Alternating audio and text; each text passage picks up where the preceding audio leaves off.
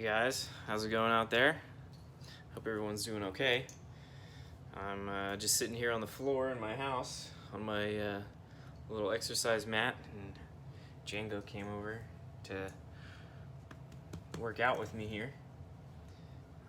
He doesn't want to look at me anymore. He seems a little disinterested, actually.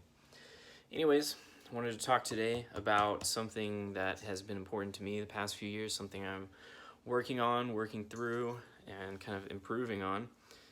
I hope I'm improving on it. I think I am. I guess you'd have to ask my friends and my family. What I want to talk about is communication, something that's pretty near and dear to all of us as humans. We do a lot of communication with language, and a lot of times we butch it, you know? We try and have an argument or a conversation, and we think it's going to go one way, and it turns out a lot worse than we thought it was going to be. And so I want to talk to you about some critical things that I've learned along the way. I've been reading, philosophy and psychology, and kind of doing my own study on these things, talking to self-help, doing meditation, all sorts of things.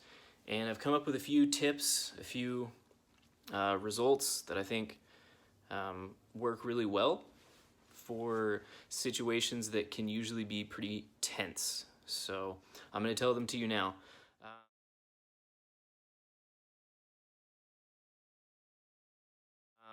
The first tip, I think I've got 5 pointers here for you. So the first one is a little trick I learned from a guy named Marshall Rosenberg. He's a psychologist, or he was. He is deceased now. But he's got a book and an organization called Nonviolent Communication.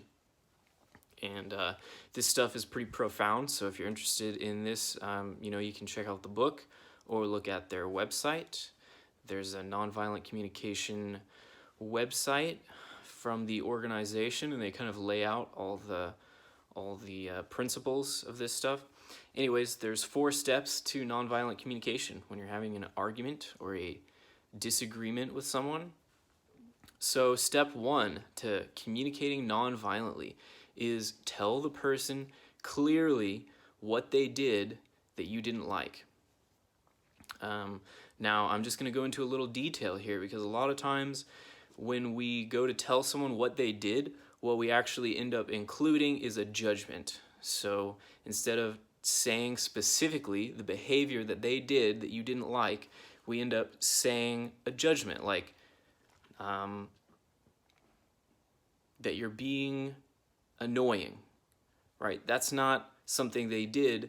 That's an opinion that I have about this person, or that they're nosy, or that they have a big mouth, right? These are all judgments. So if you find yourself in the category of making judgments, try and go back to the drawing board, maybe take some notes, write it down.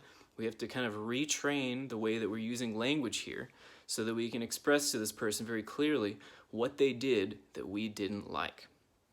Okay, step 2 in nonviolent communication is based on what they did that you didn't like. How did that make you feel? So you want to express clearly how their actions made you feel. Perhaps you didn't like what they did a lot, and it made you feel sad, or it made you feel angry, or it made you feel frustrated, or it could be a number of other emotions. So we're just going to tell them very clearly how it made you feel. Again, without blaming or criticizing, we're merely saying, this is how what you did made me feel. That's easy, right? We can all do that. Okay, so step 3 in nonviolent communication is express to this person your unmet need. So the theory here is that all arguments, all disagreements are fundamentally, interpersonally based on an unmet need. So maybe you have a need for love, or maybe you have a need for understanding, or maybe you have a need for safety or security or something, right? And anytime you get mad at someone, one of these needs is not being met, or this need is being violated. So what we're going to do is we're going to express to this person clearly what need that you have that wasn't met. Okay? Again, I think we can all do this. It just takes a little retraining, right? We're used to blaming and criticizing and trying to make a person feel guilty, right? These are all pretty negative things, and it can easily turn a good conversation or a good disagreement into a really nasty, gnarly fight. So we're going to try and avoid these things. Okay, so step 4 is a clear request from the other person. So you're going to make a clear request to this person of what you would like them to do. Again, we're going to do this without judging, without blaming, without criticizing. We're merely saying, this is what I want you to do to fill this need that I have. And I think we can all do this too. So I'm going to move on to my next pointer. If you want to know more about nonviolent communication, like I said, there's a lot of literature. There's some great videos online from Marshall. He's done, like seminars and trainings, and a lot of them have been recorded online. And it's quite entertaining, honestly. He uses puppets and sings songs, and he's just a very, very compassionate, very understanding, very wise man. So I recommend you checking that out if you're interested in nonviolent communication.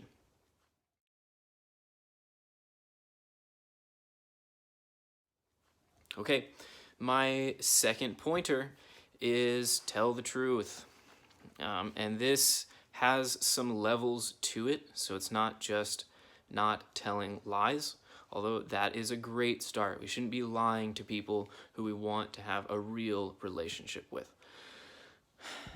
But on a deeper level, telling the truth is kind of like being an authentic person and really expressing how you feel in your deepest self, like deep in your heart. And this is pretty challenging for all of us, I think. Again, like in the culture that we live in and the way that we've been conditioned, we're not used to speaking from the heart, right? We usually live our lives like on the surface level, and we have like very meaningless conversations. We're really good at small talk, and we're not really good at the deep stuff. So this is going to take some work, but tell the truth. Tell your truth. Now, of course, this means not telling lies, especially to people who we want to have a real relationship with. There are so many reasons not to tell lies, and I'm not going to go into all of them, but lies destroy relationships, and authenticity is just an amazing way to go. And this is kind of like an existential hypothesis, right? You can't exactly know that this is going to work until you try it for yourself. So I urge you all to try this. Like, try speaking from the heart. Try being really authentic with this person and see how it goes. In my experience, like speaking from the heart and being super authentic and just like really laying it out there, it tends to have a good effect. Like, people just kind of naturally open up when they see that the other person is opening up. So I highly recommend this.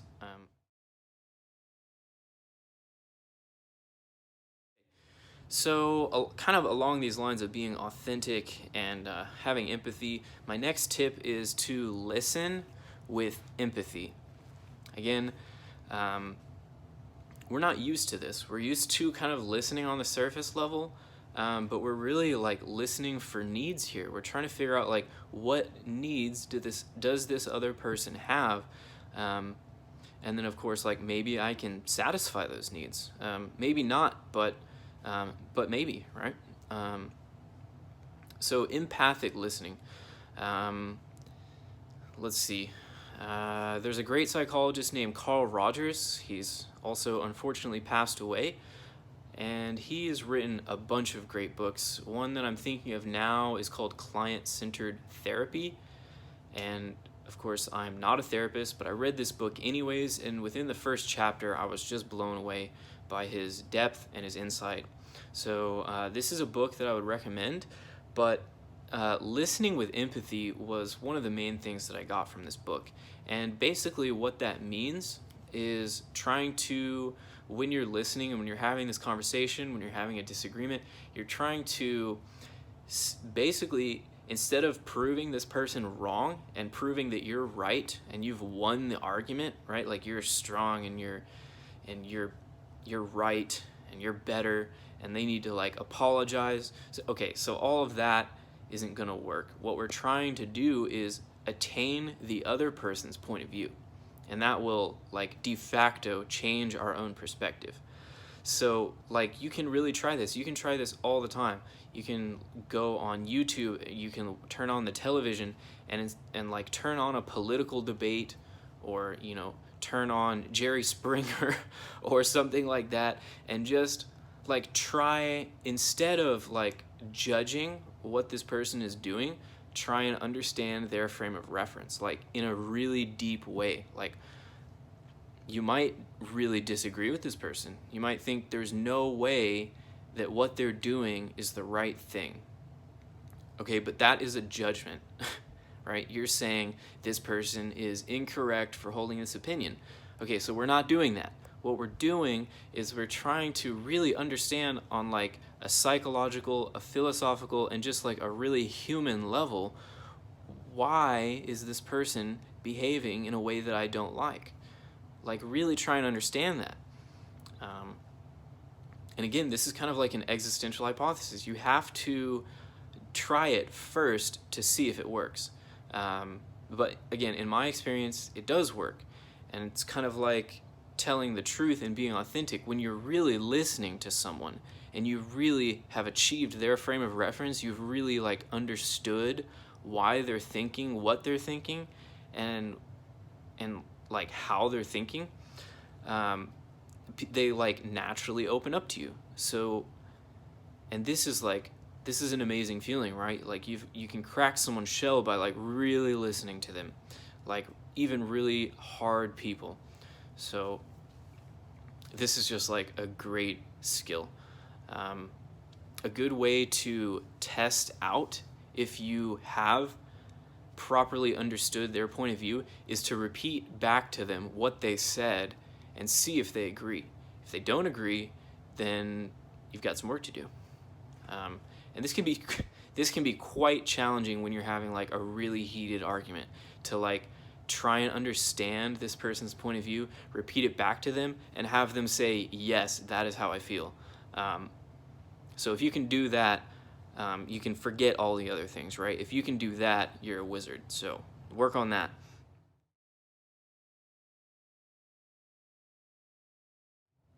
Let's see. I guess my last tip is know when you're not having a conversation that is following the 4 previous guidelines. Like, know when to walk away. So, one way you can tell when you should walk away from an argument or walk away from a discussion, or just, you know, stop talking to this person, is if it becomes clear to you throughout the course of the argument that the purpose of the argument is to get you to argue. It's not to reach a further understanding. It's not to connect. It's not to listen to each other with empathy. It's not to make a compromise, but rather it's to make you angry, or to make them angry, or to continue arguing, right? Yeah, that's a tricky one. I think we can all be pretty guilty of this sometimes, right? Like, there's a point in the argument at which you're just so mad that you just say fuck it, and you're like trying to prod this person, and you're like don't even want to make up, you know, anymore, and you just want to make them more angry. So if you find yourself doing that, or if you find someone else doing that, like figure out the easiest, most polite way to just walk away. Maybe have the argument later, maybe stop talking to this person, maybe get a mediator, right? There's ways to overcome this challenge, but really it's like self-awareness. You need to know, like, this isn't going in a good direction, and I'm just gonna walk away.